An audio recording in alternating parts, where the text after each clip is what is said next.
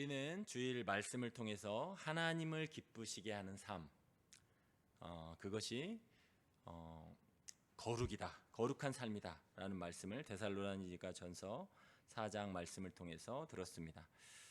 이러한 거룩한 삶은 형제 사랑으로 표현된다 라는 내용도 살펴보았습니다. 저희 초등부에서는 그 1절부터 12절까지 말씀으로 그 몸으로 하나님을 기쁘시게 하는 삶을 살아라, 형제 사랑으로 하나님을 기쁘시게 하는 삶을 살자, 맡겨주신 일로 하나님을 기쁘시게 하는 삶을 살자, 이런 말씀으로 그 데살로니가전서 주일 말씀을 같이 나누었습니다. 오늘 말씀은 그 가운데 과연 어떤 것일까 생각해 보면 큐티 본문이 D6 큐티가 주일 설교 말씀을 주중에 이렇게 자세하게 풀어주는 관련 본문을 제시한다는 점에서 오늘 내용은 아마 형제 사랑에 관한 내용을 자세히 풀어서 이 마태복음 7장의 말씀으로 우리에게 전해준다고 생각이 들었습니다. 오늘 본문은 산상수훈 가운데 후반부의 내용입니다. 예수님께서 산에 오르셔서 마치 모세가 하나님의 말씀을 산에 올라서 받고 이스라엘 백성들에게 하나님의 말씀을 전해준 것처럼 더 나은 모세, 더 탁월한 모세이신 예수님께서 이 복음의 시대에 예수님께서 하나님의 말씀을 산 위에서 제자들에게 가르치는 내용입니다. 그것이 마태복음 5장부터 6장, 7장까지 이어집니다.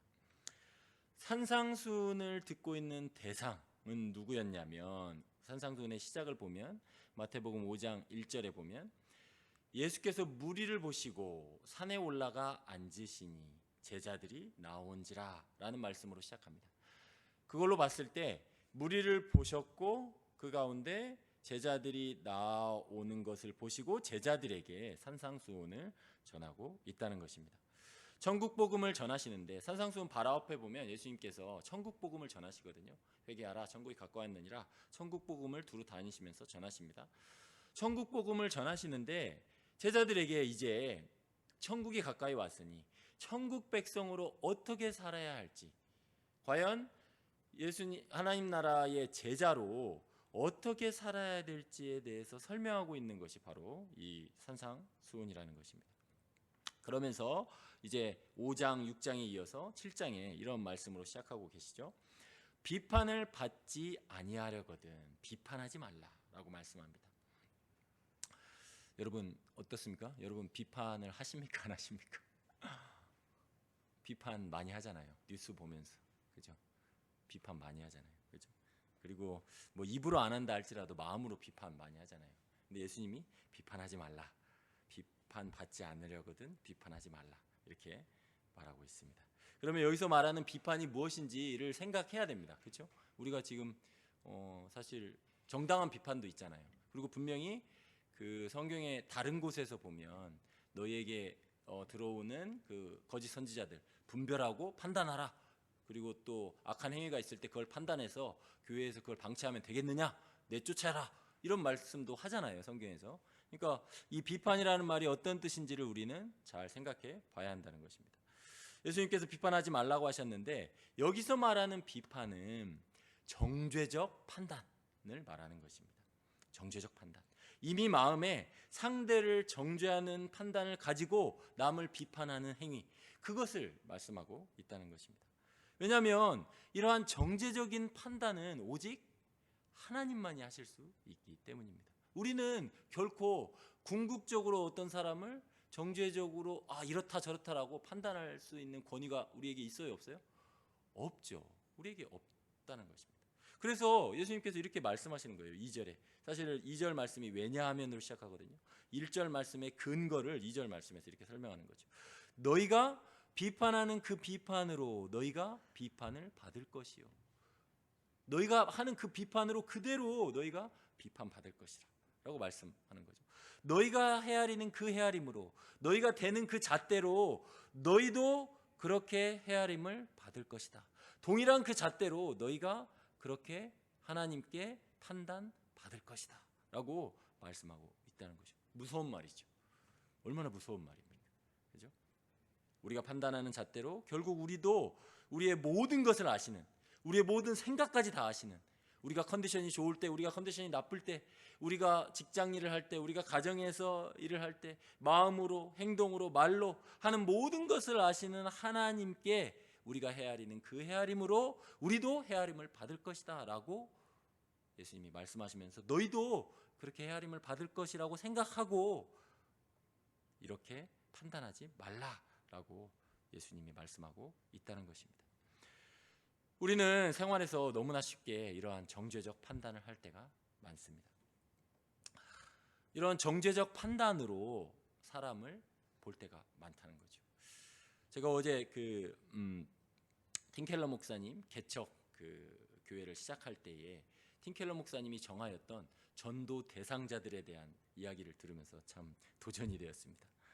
팀켈러 목사님이 전 세계에서 가장 큰 도시, 가장 어떻게 보면 아메리칸 드림을 가지고 다 전 세계 사람들이 다 모이는 곳, 뉴욕이라는 곳에 교회를 개척했는데 그곳에 있는 주요한 사람들은 대체로 어떤 사람이냐면 전 세계에서 가장 학벌 좋고 똑똑하고 성적으로는 자유로운 생각을 가지고 있고 자기 주장이 강하고 여러 가지 종교에 대해서 경험이 있는 그런 사람들을 개척할 때에 전도 대상자들로 삼았다는 거예요. 여러분 그런 사람들 전도 대상자로 삼으실 수 있겠습니까?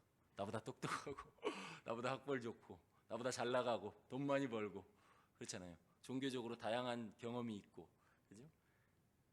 자기 주장에 강하고 성적으로 자유로운 생각을 가지고 있는 이런 사람들을 교회의 전도 대상으로 삼았다는 거예요. 참 제가 이거 들으면서 참 우리 같으면 이런 사람들을 전도 대상에서 배제할 텐데 이미 그런 판단이 있잖아요. 우리 안에 저런 사람들은 복음을 전해도 안 받아들일 거야 라는 생각이 있잖아요. 그런데 그런 사람들을 전도 대상으로 삼아서 놀랍게도 그 교회가 엄청난 부흥을 했고 뉴욕이라는 도시뿐만 아니라 미국과 전 세계에 엄청난 복음적인 교회에 영향력을 끼쳤다는 거죠. 우리 생각과는 참 다르다는 것이죠. 저는 그걸 보면서 참 복음적인 겸손이라는 것이 무엇인가라는 것을 생각해 보게 되었습니다. 저런 교만한 사람들은 우리가 상대할 사람들이 아니야 라고 우리 마음 가운데 정죄적 판단이 일어날 수도 있는데 그렇게 하지 않았다는 거죠.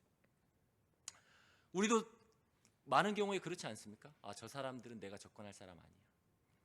우리 주변에서도 그렇고 뉴스를 보면서도 그럴 때가 많지 않습니까? 위정자들을 보면서 판단할 때가 많잖아요. 그 판단이 합리적인 판단일 때도 있겠지만 이런 경우가 많다는 거죠. 정죄적인 판단, 정당한 비판이 아니라 저 사람들은 정말 심판받아 마땅해. 그들을 위한 기도의 마음을 가지기보다는 사실 이러면 괜찮은 거죠. 우리가 그들을 위해서 기도하고 있는데 저들이 좀 나라를 위해서 이렇게 해줬으면 좋겠는데 저들이 저렇게 하다가는 큰일 날 텐데 라는 마음으로 그들을 비판한다면 그거는 합당하다고 할 수가 있겠죠. 근데 저도 그래요. 기도하는 마음도 없는데 기도도 안 하면서 저들을 비판한다면 그거는 잘못됐다는 거죠. 정죄적 판단이라는 거죠. 제가 예전에 섬기던 교회 목사님이 이런 말씀을 하신 적이 있습니다. 누구에 대해서 비판할 때에 비판할 수 있죠. 비판할 때에 이런 기본적인 생각이 있어야 된다는 거예요. 그 사람이 이 자리에 있다라고 해도 내가 이 말을 할 수 있는가라고 한다면 그 말을 하라는 거예요. 다른 사람에게. 그 자리에 내가 이거 이야기하고 있는 이 자리에 그 사람이 여기 앉아 있다. 대통령이 여기 앉아 있다. 국회의원이 여기 앉아 있다. 라고 해도 내가 지금 이 말을 할 수 있는가라고 한다면 그 말을 하라는 거예요. 한 번쯤 생각해 보시기 바랍니다. 기도하고 있지도 않은데 그 사람을 비판만 하고 있다면 우리는 지금 하나님의 자리에 앉아서 그 사람을 정죄적 판단으로 대하고 있다는 것입니다. 상대를 죄인으로서 불쌍히 여기는 마음, 우리도 죄인이잖아요. 우리도 그 자리에 있으면 동일한 범죄를 할 수밖에 없는 죄인이잖아요. 우리에게 힘이 주어지지 않았고 우리에게 돈이 그만큼 주어지지 않았고 그래서 하나님께서 여러분에게 그러한 능력과 권력을 주시지 않는 거예요. 저도 마찬가지예요. 우리에게 그런 모든 것이 다 주어졌다면 우리는 더 악한 짓을 하고도 남을 자들이에요. 왜? 바울이 말하잖아요. 나는 죄인 중에 괴수라 말하잖아요. 사실은 복음이 그걸 말하고 있어요. 복음이 무엇입니까? 제가 자주 인용하는 이야기인데 복음이 무엇입니까? 우리가 생각하는 것보다 훨씬 더 큰 죄인이라는 거예요.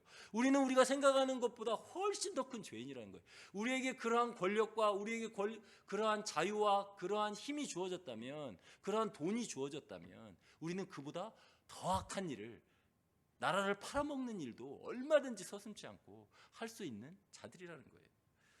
제가 여기 이제 저희 합신 노회에 목사님 중에 한 분이 그 광주 교회 연합회, 광주의 교회가 1750개 정도 된다고 하더라고요.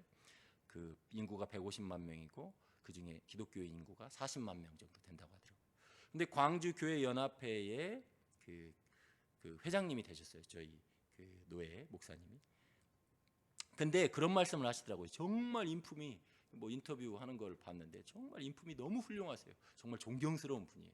뭐 CCC 활동도 하시고 노인들 이렇게 섬기는 일도 하시고 정말 광주에서 그렇게 영향력 있게 뭐 여러 가지 상들을 다 이렇게 받으셨더라고요. 뭐 그렇게 이제 하시니까 그런 이제 회장 자리까지 맡으셨겠죠. 그런데 이런 고백을 하시는 걸 들었어요.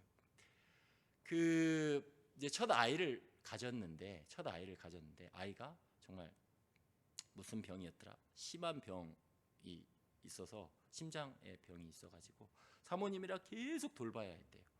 잠도 못 자고 계속 돌봐야 됐대요. 4년간을 그렇게 계속 돌봐야 됐대요. 근데 너무 힘든 거죠. 그래서 막 어느 날은 이제 아이를 돌보다가 그 너무 힘들어가지고 그 아이를 새벽에 막 너무 힘들어가지고 아이를 내팽개쳐 버렸대요. 아이를 내팽개쳐 버렸대요. 그리고 얼마 안 있다가 아이가 죽은 거예요. 첫째 아이가. 근데 제가 그거를 보면서 요즘 지금 저 아이들 지금 이제 셋이 다 열이 나요. 지난주부터 한 명 나기 시작하더니 또 나고 어제는 또 이제 첫째까지 열이 나는데, 근데 열이 나서 새벽에 깨는데 저는 안 깨요. 저는 안 깨요. 아내만 깨고. 근데 그 목사님의 이야기를 들어보면서 아마 우리 중에 누구라도 4년 동안 아이가 아빠 엄마를 잠도 못 자게 하면 우리 중에 있는 누구라도 그 아이를 돌보다가 새벽에 정말 지치고 힘 빠져가지고 아이를 던지지 않을 거라는 그런 보장이 없다는 거예요. 누구라도 평생 그게 그 목사님 마음에 있는 거예요. 사모님하고 평생. 그래서 더 열심히 섬기시는 거예요. 막 어른들도 섬기시고 그런 고백을 하시더라고요. 우리는 다른 사람을 심판할 그 우리의 죄된 본성이 다른 사람을 심판할 자리에 설 수가 없다는 거예요. 우리가 그러한 상황에 있으면 우리는 그들보다 더 악하게 행할 수 있다는 것을 항상 염두에 두고 그것들을 판단해야 된다는 것이죠. 이러한 마음을 가진 우리에게 주님께서 이렇게 말씀하십니다. 3절에 어찌하여 형제의 눈 속에 있는 티는 보고 네 눈 속에 있는 들보는 깨닫지 못하느냐. 우리의 죄성은 왜 보지 못하느냐. 주님께서 말씀하시는 거죠. 내로남불이란 말이 있지 않습니까? 남의 잘못, 내가 하면 로맨스고 남이 하면 불륜이고, 남의 잘못은 크게 보는 죄된 경향이 있어요. 어떻게 그럴 수가 있어? 어떻게 자기 자식을 던질 수가 있어? 이렇게 말하잖아요. 부모도 아니야 이렇게 말하잖아요. 근데 우리를 돌아보면 더하다는 거예요. 우리를 보면 더하다는 거예요. 우리 안에도 동일한 그런 죄성이 있다는 거예요. 이런 마음을 가진 제자들에게 예수님께서 계속해서 이렇게 말씀하십니다. 외식하는 자요. 제자들에게 하는 말씀이에요. 너희들 you hypocrite 이렇게 말하는 거예요. 너희들 외식하는 자들아. 예수님이 그렇게 말씀하시는 거예요. 먼저 네 속에 있는 들보를 빼라. 그 후에야 밝히 보고 형제의 눈 속에 티를 빼리라. 우리의 문제를 먼저 해결하라는 거예요. 남의 문제에 그렇게 정죄적 판단을 가지고 지적하기 전에 네가 그들을 향한 긍휼의 마음이 있느냐, 네가 긍휼 때문에 네가 구원을 받았다는 사실을 네가 지금 알고 남을 판단하고 있느냐라고 말하고 있는 거죠. 우리 자신이 먼저 복음의 빛으로 복음의 빛으로 진리를 밝히 볼 수 있어야 형제를 사랑하는 마음으로 그의 문제를 친절히 도와줄 수 있다는 것입니다. 그들을 비판하지 말라는 이야기가 아니에요. 그들을 비판함으로 그들을 도와주지 말라는 말이 아니에요. 도와주어야죠. 그러나 먼저 네 눈 속에 있는 들보를 빼라는 거예요. 네 속에 있는 문제를 해결하는 거예요. 우리 비행기 타면 안내방송이 나오지 않습니까? 긴급할 시에 비행기가 혹시 불시착하게 되면 어떻게 해야 될지 조치를 이야기하잖아요. 그때 하는 조치가 어떤 얘기하죠? 부모들, 아이들과 같이 탄 부모들에게 먼저 뭘 조치하라고 하죠? 산소 마스크를 누구 먼저 써야 돼요? 아이가 내가 사랑하는 정말 그 금쪽 같은 아이니까 아이 먼저 마스크를 끼우라고 하지 않잖아요. 누가 먼저 써야 돼요? 자기 먼저 써야죠. 자기가 써야 그 다음에 뭘 하는 거죠. 그렇잖아요. 자기가 먼저 쓰고 자기가 먼저 은혜를 받고 복음의 은혜를 누려야 내가 그 복음적 겸손한 가운데 내 남편이 이렇게 했으면 좋겠는데, 내 아이가 이렇게 했으면 좋겠는데, 우리 정치인들이 좀 이렇게 했으면 좋겠는데 하는 긍휼의 마음으로 그들을 볼 수 있게 된다는 거죠. 우리가 먼저 내가 정말 죄인 중에 괴수인데 나 같은 자를 위해서 예수님께서 죽으셨다면 저들에게도 은혜를 베푸실 거야 라는 마음으로 그들을 볼 수 있게 된다는 것입니다. 내가 저 사람보다 더한 사람인데, 나는 내가 생각하는 것보다 훨씬 더 큰 죄인인데, 이런 나도 내가 기대하는 것보다 훨씬 더 큰 사랑을 예수님 안에서 베풀어 주셨다면 하나님께서 저들에게도 은혜를 베푸실 거야 라는 마음으로 그들을 대할 수 있게 된다는 것이죠. 복음에 맹인된 자가 결코 다른 사람을 도와줄 수 없다는 것입니다. 복음에 맹인된 자가 결코 다른 사람을 인도할 수 없다는 것입니다. 예수님은 이 땅에 오셔서 정죄적 심판을 하지 않으셨지만, 오늘 말씀대로 하자면 그런 거잖아요. 정죄하지 말라. 그러면 정죄받지 않으리라. 이렇게 하는 거잖아요. 예수님은 결코 정죄적 심판을 아니하셨어요. 예수님이 정죄적 심판을 하러 오셨다면 우리는 다 죽었어야죠. 그렇잖아요. 예수님의 말씀대로, 산상수훈의 말씀대로 여러분 그렇게 살고 있습니까? 음욕을 품고 다른 사람을 보는 자마다 이미 가늠한 자라고 말씀하시고, 그죠? 노하지 말라. 형제를 미련한 놈이라 하는 자는 지옥불에 들어가리라. 여러분 미련한 자라고 한 적이 없나요? 만약에 예수님이 정죄적 심판을 하려고 이 땅에 오셨다면 우리는 다 지금 지옥가에 있어야 돼요. 지옥불에 들어가 있으리라 이렇게 말씀하시나요? 산상수훈. 그렇잖아요. 근데 예수님께서는 정죄적 심판을 아니하셨지만, 이 땅에 오셔서 하지 않으셨지만, 놀랍게도 예수님께서 하나님의 정죄적 심판을 받으셨습니다. 말씀대로라면 정죄적 심판을 안 하셨으니 정죄적 심판을 받지 않으셔야 했는데 하나님의 정죄적 심판을 받으셨습니다. 왜? 우리가 받아야 할 심판을 대신 받으신 것이기 때문입니다. 죄인 중에 괴수인 우리의 심판을 가져가신 주님께서 우리에게 정죄적 심판을 하지 않도록, 왜? 우리가 더 이상 정죄적 심판을 받지 않을 그러한 길을 여셨기 때문에 우리에게 명령하신다는 것입니다. 정죄적 심판을 하지 말라. 내가 너희를 위하여 정죄적 심판을 받았노라.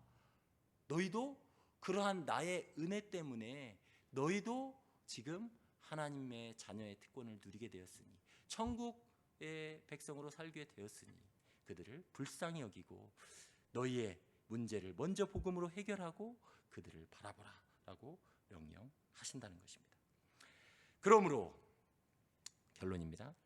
오늘 12절에 이렇게 말하죠. 무엇이든지 남에게 대접받고자 하는 대로 너희도 남을 대접하라. 이것이 율법이요 선지자니라.